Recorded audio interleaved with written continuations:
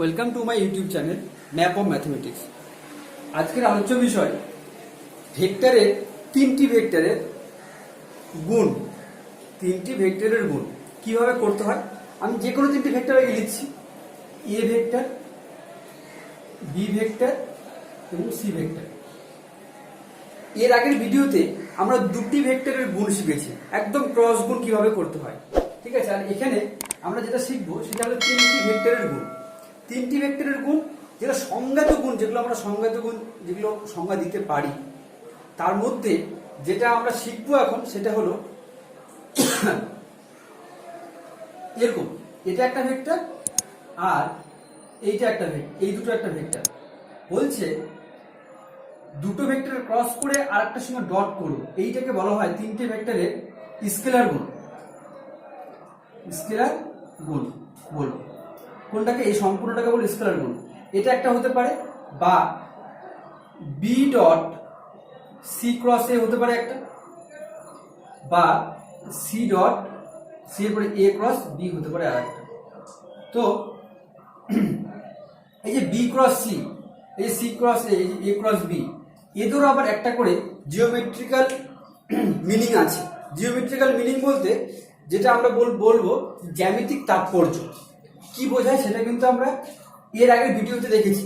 যারা ভিডিওটা দেখোনি তারা অবশ্যই ডেসক্রিপশন বক্সে লিঙ্ক দেওয়া থাকবে, সেই ভিডিওটি অবশ্যই দেখে নেবে। তাহলে এখানে আমরা শিখবো যে এটা তো আমরা শিখেছি এর আগের ভিডিওতে, এখানে কি শিখবো? এর সঙ্গে এবার এটা যখন গুণ করব কি পাবো। আমরা শিখেছিলাম এর আগের ভিডিওতে যে বি ক্রস সি, মানে দুটো ভেক্টরের ক্রস করলে কি পাই না, জিওমেট্রিক্যালি এর মানে পাই হলো, এর মানে কি পাই, যে একটি সামন্তরিকের কি ক্ষেত্রফল, একটি সামন্তরিকের ক্ষেত্রফল। কিরকম ব্যাপারটা? সামন্তরিকের ক্ষেত্রফল মানে কি, সামন্তরিকটা, এটা একটা সামন্তরিক, তো বলছে সামন্তরিকটা যদি এই দুটো ভেক্টরকে নিয়ে বাহুগুলো তৈরি হয়, মানে সামন্তরিকের একজোড়া সংলগ্ন বাহু, ঠিক আছে, এ ভেক্টর, বা এখানে যদি আমি লিখি বিসি, তাহলে বি ভেক্টর আর সি ভেক্টর, এই দুটো ভেক্টর দিয়ে সামন্তরিকের সংলগ্ন দুটো বাহুকে যদি সূচিত করা যায়, আর এদের মধ্যবর্তী কোণ যাই হোক থিটা হোক না কেন, তাহলে এদের যে ক্রস প্রোডাক্টের মানটা, ঠিক আছে, এদের ক্রস প্রোডাক্টের মানটা, সেটা দিয়ে কিন্তু আমরা এই সামন্তরিকের ক্ষেত্রফলটা বুঝি। ঠিক আছে, এই সামন্তরিকের ক্ষেত্রফল বুঝি কি, বি ক্রস সি করলে যে মানটা পাবো, এর মানটা দিয়ে আমরা এই সামন্তরিকের ক্ষেত্রফলটা বুঝি। তো বলছে এর সঙ্গে আমি যদি আর একটা ভেক্টর ডট করি, তাহলে স্কেলার ডট হয়ে গেল। তাই স্কেলার ডটের এর আবার জিওমেট্রিক্যাল একটা মিনিং আছে, জিওমেট্রিক্যাল মিনিংটা কি সেটা আমরা এখন শিখব। ঠিক আছে, বলছে যে তিনটি ভেক্টর স্কেলার ডট করলে আমরা একটা প্যারালেলোপিপেডের ভলিউম পাই। ভলিউম মানে আয়তন, তো প্যারালেলোপিপেডের আয়তন পাই। তো জিনিসটা কিরকম? তো কোনো বইয়ে আবার প্যারালেলোপিপেড বলতে আবার আয়তঘনকে বোঝাচ্ছে না। ছবিটা কিন্তু কোনো বইয়ে আবার কিন্তু সঠিক নেই। আমরা কিন্তু সঠিকটা শিখবো। সঠিকটা কি বলছে, তিনটা ভেক্টরের স্কেলার গুণ করলে যে মানটা পাবো সেটা কিন্তু একটা প্যারালেলোপিপেডের আয়তন। ঠিক একদম আয়তঘনের আয়তন বলবো না, কিন্তু অনেকগুলো বইতে কিন্তু আয়তঘনের আয়তন দিয়ে বোঝানো হয়েছে, কিন্তু ঠিক আয়তঘনের আয়তন না। কি বললাম? প্যারালেলোপিপেডের আয়তন। তাহলে প্রশ্ন হতে পারে প্যারালেলোপিপেড কি? প্যারালেলোপিপেড জিনিসটা কি? তো প্যারালেলোপিপেড, এই যে ছবিটা দেখতে পাচ্ছি, এইটা হলো একটা প্যারালেলোপিপেডের ছবি। ঠিক আছে, এটা হলো একটা প্যারালেলোপিপেডের ছবি। আর এই প্যারালেলোপিপেডের ছবিটা এর সঙ্গে আমি যদি আয়তঘন, মানে আয়তঘনের ইংরেজি অর্থ হলো রেক্ট্যাঙ্গুলার প্যারালেলোপিপেড। এই যে ছবিটা দেখতে পাচ্ছি, এটা হলো রেক্ট্যাঙ্গুলার প্যারালেলোপিপেড। কি বললাম? রেক্ট্যাঙ্গুলার প্যারালেলোপিপেড। তো এই দুটোর মধ্যে বেসিক ডিফারেন্সটা কি দেখে কিছু বোঝা যাচ্ছে?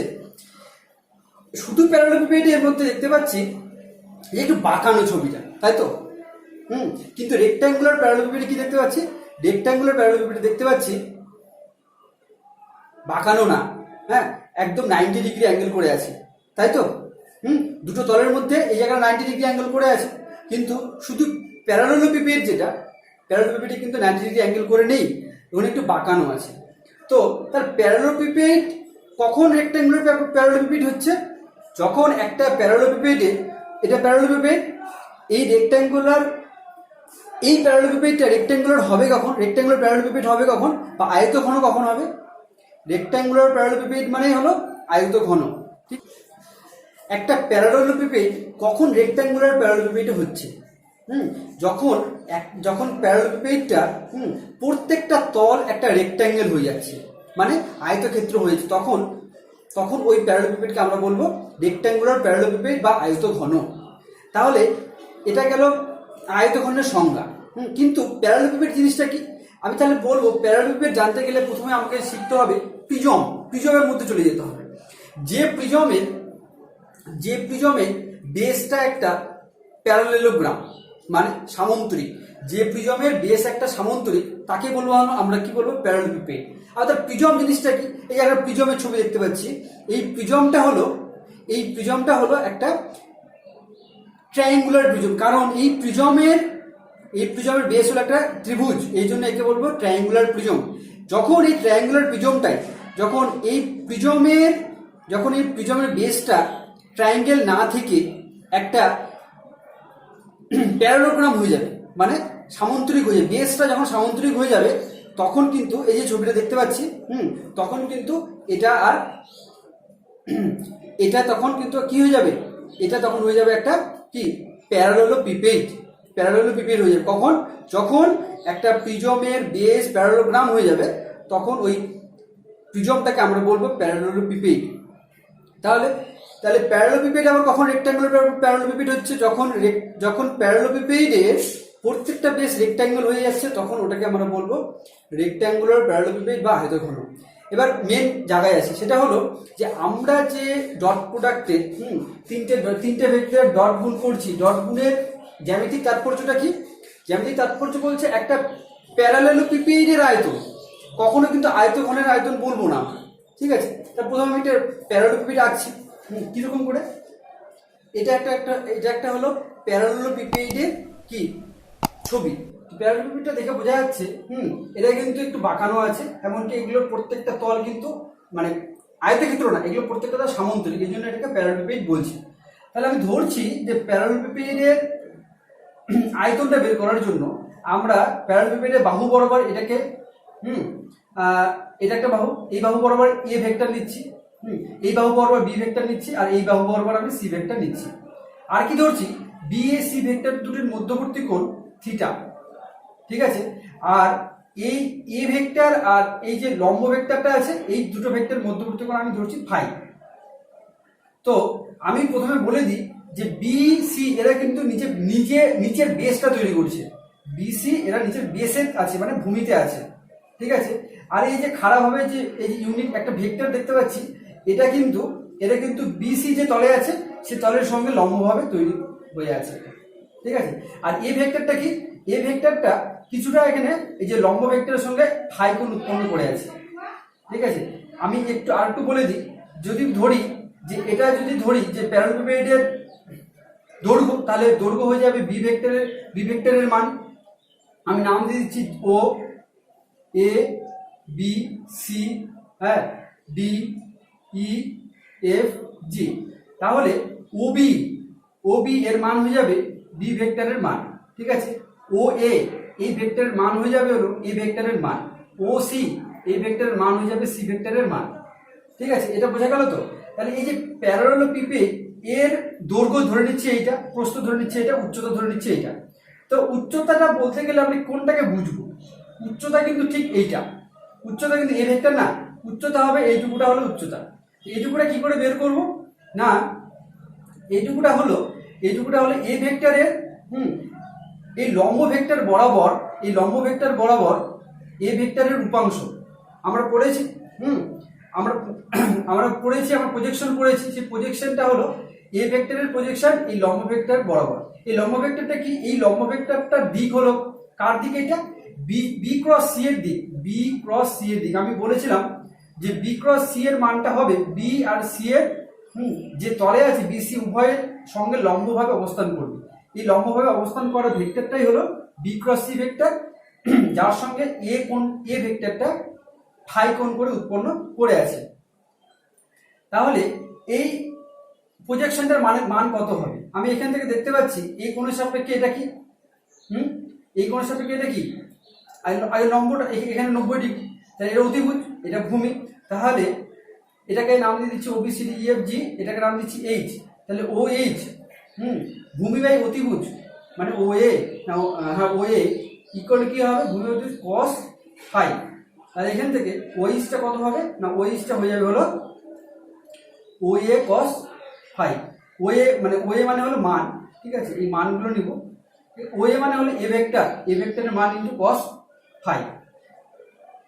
এটা কি হলো, এটা OH, এই যে OH বের করলাম এটাই কিন্তু এই প্যারালেলোপিপেডের উচ্চতা। এবার আমরা দেখছি যে প্যারালেলোপিপেডের আয়তনের সূত্র কি, volume VELUM, volume of parallelepiped PIPED, volume of parallelepiped. মানে প্যারালেলোপিপেডের আয়তন কি না, বলছে আয়তন সমান হয় হলো ভূমির ক্ষেত্রফল ইনটু উচ্চতা। ভূমির ক্ষেত্রফল কত? ভূমির ক্ষেত্রফল আমরা জানি, এর আগে ভিডিওতে পড়েছিলাম, ভূমি এখানে একটা সামান্তরিক, সামান্তরিকের ক্ষেত্রফল বলতে আমরা বুঝবো B × C এর মান, ঠিক আছে। আর উচ্চতা কত? উচ্চতা হলো এই যে A vector into cos phi. এইবার এখানে আমি দেখতে পাচ্ছি এ ভেক্টরটাকে যদি আগে লিখি, আর B × C এটাকে যদি পরে লিখি, ইন্টু cos ফাই যদি লিখি, তাতে কোনো অসুবিধা নেই। এবার এখান থেকে আমি কি এটা বলতে পারি এটার মান A ডট B × C এর মানের সঙ্গে সমান হবে, এর মানের সঙ্গে সমান হবে। কেন সমান হবে? কারণ আমরা জানি যে A ডট B × C আমি যদি উল্টো করে ভাবি, ডটের সূত্র কিরকম হয়, A ডট B যদি এরকম ভাবি কি হয়, মড B cos থিটা হয়। হ্যাঁ, তাহলে এর মড নি ইন্টু cos থিটা। থিটাটা কি? থিটাটা হলো এর দুটোর মধ্যবর্তী কোণ। তাহলে আমি কি বললাম এখানে A vector dot B × C vector, তার মানে মড A ইন্টু মানে গুণ B × C এর মড ইন্টু cos ফাই। ফাইটা কি বললাম, B × C আর এর মধ্যবর্তী কোণ ফাই। তাহলে আমি এখান থেকে দেখতে পাচ্ছি যে একটা প্যারালেলোপিপেডের আয়তন কি পেয়ে গেলাম না, বলছে প্যারালেলোপিপেডটা যে তিনটা ভেক্টর নিয়ে গঠিত হচ্ছে, সে তিনটা ভেক্টরের কি স্কেলার গুণের মানের সঙ্গে সমান, স্কেলার গুণের মানের সঙ্গে সমান। এখানে একটা জিনিস লক্ষণীয়, এটাকে আমরা ভেক্টর অ্যালজেব্রাতে এটাকে কি বলি, বক্স ABC দিয়ে লিখি, বক্স ABC দিয়ে লিখি। এটাকে পরে কি হবে, বক্স ABC এভাবে পড়ি আমরা, ঠিক আছে, বক্স ABC দিয়ে লিখি। তাহলে বক্স ABC মান হয়ে গেল কি, ভলিউম অফ প্যারালেলোপিপেড বা এই প্যারালেলোপিপেডের আয়তন, ঠিক আছে। এরপরে এবার শিখবো ভলিউম অফ টেট্রাহেড্রন। টেট্রাহেড্রন চতুস্তলকের আয়তন, চতুস্তলকের আয়তন লিখছি। টেট্রাহেড্রন মানে চতুস্তলকের আয়তন, চতুস্তলকের আয়তন। চতুস্তলক জিনিসটা কি? চতুস্তলকের কনসেপ্ট জানতে গেলে প্রথমে চতুস্তলকের সঙ্গে রিলেটেড বা চতুস্তলক যেখান থেকে উঠে এসছে, সেটা হলো পিরামিড থেকে কিন্তু চতুস্তলকের ধারণাটা এসছে। তো বলছে যে পিরামিডের ভূমিটা, এখানে পিরামিড দেখতে পাচ্ছি, এই পিরামিডের ভূমিটা কি, এই পিরামিডের ভূমি একটা ত্রিভুজ। ওই জন্য এই ত্রিভুজ হওয়ার জন্য এখানে কিন্তু মোট এই পিরামিডটার মোট 4টা তল দেখতে পাচ্ছি। তাহলে চতুস্তলকের ধারণাটা কিন্তু পিরামিড থেকে এসছে। তাহলে পিরামিডের এখানে 4টা তল থাকার জন্য এই 4টা তল নিয়ে যে ঘনবস্তুটা তৈরি হচ্ছে এর নামই হলো চতুস্তলক। তাহলে আমি একটা চতুস্তলকের ছবি আঁকছি, এই চতুস্তলকের আয়তন বের করবো কার মাধ্যমে না, ভেক্টর পদ্ধতির মাধ্যমে। এটা হলো একটা চতুস্তলকের ছবি, ঠিক আছে। চতুস্তলক এটা ধরে নিচ্ছে এ ও নাম, এটা এ, এটা বি, এটা সি নাম, ঠিক আছে। কটা চতুস্তলকে মানে কোন কটা শীর্ষবিন্দু কটা, 4টা কিন্তু, 1টা 2টা 3টা 4টা, ঠিক আছে। আমি ধরে নিচ্ছি এই বাহু বরাবর এ ভেক্টরকে ধরছি, এই বাহু বরাবর বি ভেক্টরকে ধরছি, এই বাহু বরাবর সি ভেক্টরকে আমি ধরছি, ঠিক আছে। তাহলে এই চতুস্তলকের আয়তন কত হবে? এই চতুস্তলকটা কিন্তু ত্রিভুজের উপরে দাঁড়িয়ে আছে, মানে চতুস্তলকটার ভূমিটা কিন্তু একটা ত্রিভুজ। তাহলে যেহেতু এই চতুস্তলকটা এটা একটা পিরামিড, তাহলে এই পিরামিডের আমরা আয়তনের সূত্র কি জানি আমরা কিন্তু সত্যি পিরামিডের আয়তনের সূত্র জানি যে পিরামিডের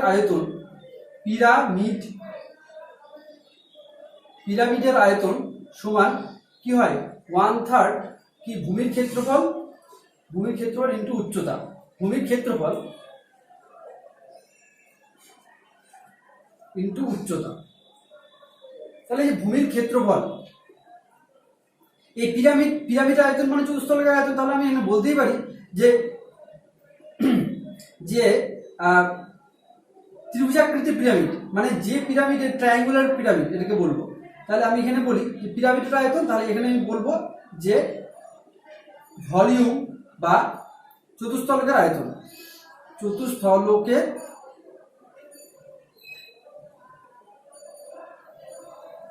আয়তন কি হবে 1/3 ভূমির ক্ষেত্রফল। ভূমিটা যেহেতু একটা ত্রিভুজ, এই ত্রিভুজের ক্ষেত্রফল আমরা পড়েছিলাম এর আগের ভিডিওতে। অবশ্যই এর আগের ভিডিওতে যদি না দেখে থাকো তাহলে অবশ্যই দেখে নেবে।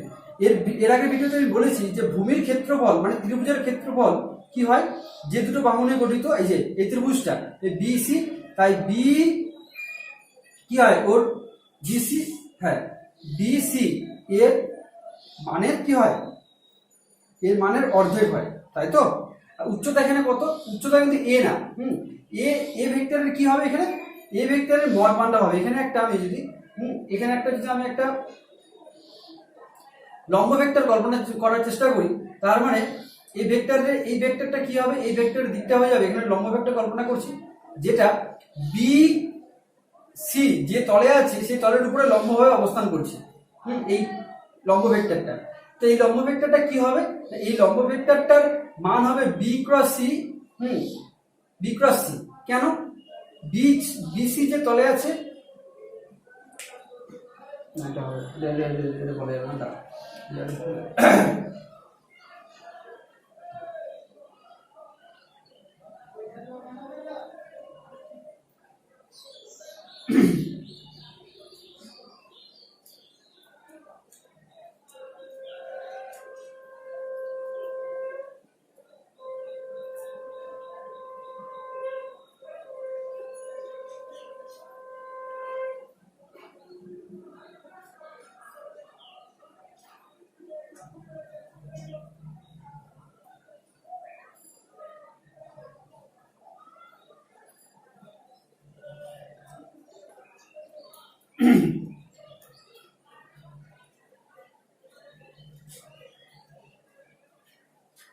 হ্যাঁ এখানে যে লম্ব ভেক্টরটা আমি নিচ্ছি, এই লম্ব ভেক্টরটা কিরকম আমি ধরে নিচ্ছি, এই লম্ব ভেক্টরের সঙ্গে এ ভেক্টরটা এখানে একটা কোণ উৎপন্ন করছে, সেটা হলো কত,